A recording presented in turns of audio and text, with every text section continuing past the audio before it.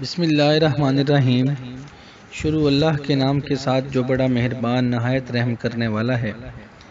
میری آج کی ویڈیو والدین کے لیے بہت خاص ہے۔ اس سے پہلے کہ میں اپنی بات کو شروع کروں تو میری اپنے ناظرین سے ریکویسٹ ہے کہ میرے چینل ریئل اسلام کو سبسکرائب کر لیں۔ میری سب غیرت مند والدین سے گزارش ہے کہ خدا را اپنے ضمیر کو جگائیں۔ اس تصویر کو ذرا غور سے دیکھیں، یہ نظارہ ہر دوسرے رکشے میں ملتا ہے۔ جس طرح سے یہ بچے رکشے والے سے چپکے ہوئے بیٹھے ہیں، اس طرح ان بچوں کی شرم و حیا، ان کی غیرت ختم ہوتی جا رہی ہے۔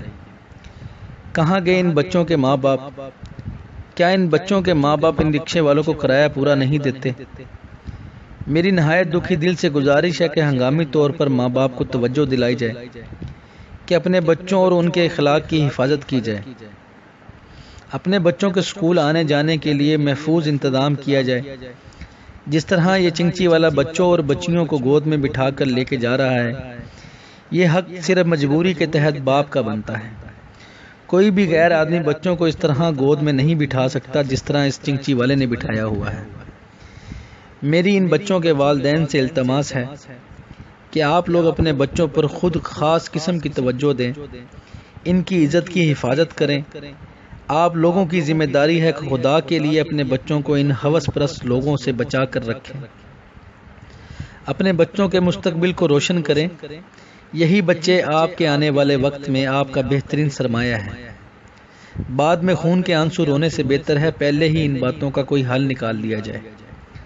والدین روز اخباروں میں ٹی وی پر دیکھتے ہیں کہ کس طرح ہوس پرست لوگ، گندے لوگ ان بچوں کی زندگیوں کو کس طرح تباہ کرتے ہیں۔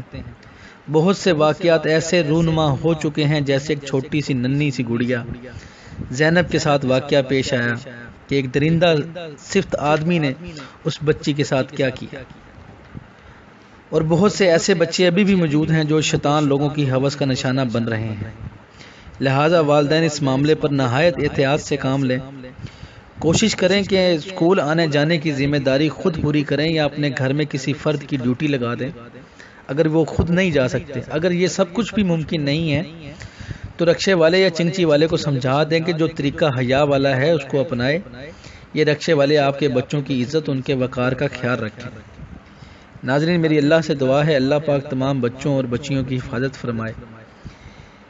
میرا یہ پیغام سب والدین تک پہنچائیں تاکہ ان بچوں کے لیے بہتر حل نکل سکے۔